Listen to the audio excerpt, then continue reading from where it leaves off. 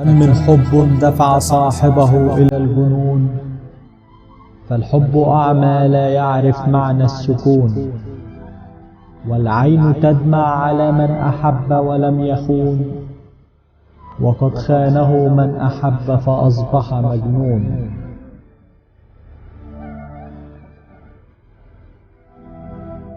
في عام 1995 كان الشاب حسين اليافعي في المرحلة الثانوية، وكان عمره وقتها 17 عاما، وكان يعيش في قرية خيا في محافظة لحج جنوب اليمن، وهو يتيم الأب منذ صغره. ومن المعروف عن هذا الشاب أنه كان طيب القلب وذو أخلاق حسنة ويشهد له الجميع بذلك. ذهب في يوم ما إلى بقالة القرية المتواجد بها، وصدفة مرت عليه فتاة ذاهبة إلى البقالة بنفس عمره تقريبا، وعندما رآها حسين نبض قلبه بالحب ولم يوقفه أحد. توجه إليها حسين وأراد أن يعبر لها عن حبه وطلب يدها للزواج، فقالت له الفتاة: أبي بالبيت، توجه له وتكلم معه. سمع حسين ذلك الكلام فأصبح طائرا في السماء من الفرحة.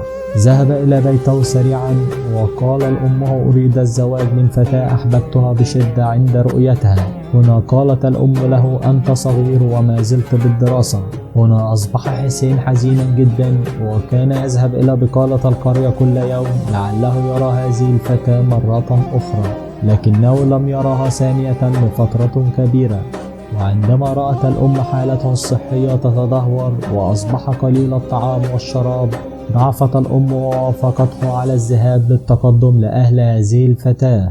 وبالفعل ذهبت الأم هي وحسين وخاله ليتقدموا لها، وعندما تقابلوا مع والد الفتاة اشترط عليه الكثير من الأشياء، منها أن يبني لها بيت ويكون خاص بهما للزواج فيه، بالإضافة إلى طلبه لمهر كبير جدا بخلاف بعض الطلبات الكثيرة الأخرى.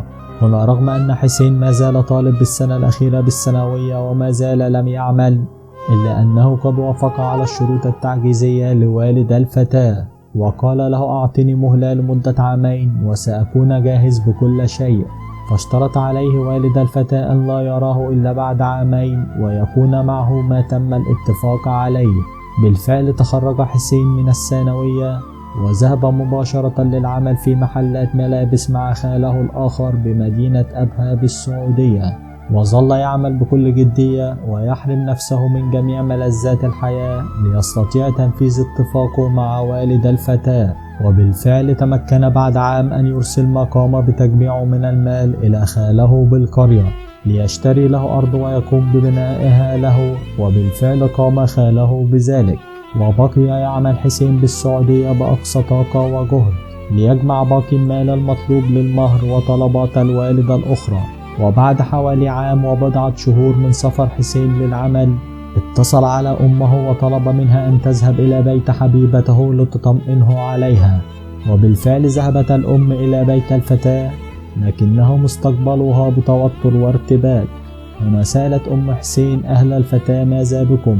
فقال أهل الفتاة لأم حسين: نعتذر لكم، تقدم شاب آخر من أهل القرية للفتاة ووافقنا عليه، وكذلك الفتاة وافقت عليه. هنا انصدمت الأم من هذه المفاجأة التي تعلم أنها ستكون صادمة إلى ابنها عند معرفته بها. ذهبت الأم إلى بيتها في حزن شديد، واتصلت على أخيها بالقرية ليأتي إليها سريعا. فحكت الأم لأخيها ما بدر من أهل هذه الفتاة، وظلوا جالسين معا يفكرون في حل.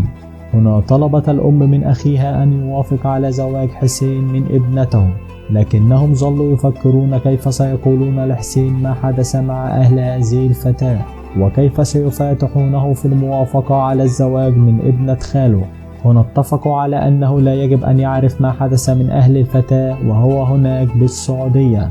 فقاموا بالاتصال بخاله الذي يعمل معه في السعودية، وطلبوا منه أن يعطي حسين أجر عام كامل، وأن يقول له: عليك بالسفر لقريتك باليمن إن أردت ذلك. بالفعل شعر حسين بسعادة لا توصف لحصوله على المال قبل المدة المتفق عليها مع والد الفتاة، فسافر سريعا إلى قريتها وحلمه الزواج من الفتاة التي أحبها. وصل إلى بيت أمه طائرا من الفرحة، وكان يريد أن يأخذ أمه وخاله ويذهب إلى بيت الفتاة سريعا ليتم الزواج.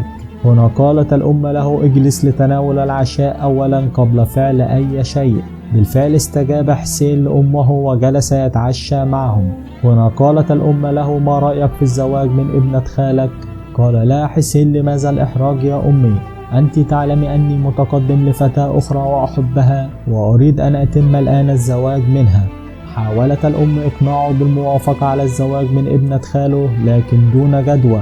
هنا اضطرت الأم لمصارحته بالحقيقة المرة التي كانت لا تريد أن تقولها له، فقالت له: الفتاة التي كنت تحبها قد تزوجت والآن هي ببيت زوجها. سمع حسين الخبر الصادم من أمه وشعر بصدمة كبيرة. هنا قام حسين بالذهاب إلى المطبخ وأخذ سلاح وظل يركض في الشارع ذاهبا إلى بيت والد الفتاة، ولا يستطيع أحد من قريته أن يوقفوه. هنا خرج والد الفتاة وقال له: اذهب، ما لك عندنا شيء. فظل يصرخ حسين في الشارع ويتوعدهم بأن يقتلهم جميعا.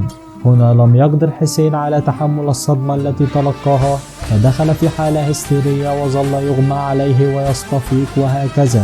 فذهبوا به إلى المستشفى، فقال لهم الطبيب أنه أصيب بصدمة عصبية قوية جدا، فأعطوه بعض الحقن المهدئة وبالفعل قد نام وهدأ. وعند ذهاب مفعول الحقن المهدئة يقوم مرة أخرى ليصرخ ويقوم بتكسير كل شيء حوله ولا يستطيع أحد توقيفه، فيقوم بإعطاء بعض الحقن المهدئة الأخرى. وعند ذهاب مفعولها مرة أخرى يقوم ويصرخ ويكسر كل شيء حوله وهكذا. فقامت المستشفى بإخراجه منها وقالت لهم أنه قد ذهب عقله. ذهب حسين إلى بيته، وعند أول فرصة له للهروب من البيت يركض سريعا ويذهب إلى بيت والد الفتاة. فقامت الأم وأهله بربطه بالسلاسل الحديدية في هذه الغرفة، ومنذ عام 1997 إلى اليوم وهو على هذا الوضع. وليس من المستحيل أن يتم علاج هذا الشاب الضحية للحب، فهناك من الأدوية الحديثة التي قد تساعده في رجوع عقله له بعد الإهمال الذي تعرض له بعد فقدان عقله. فأصحاب القلوب الرحيمة كثيرين ويمكنهم نيل أجر ذلك. كم من حب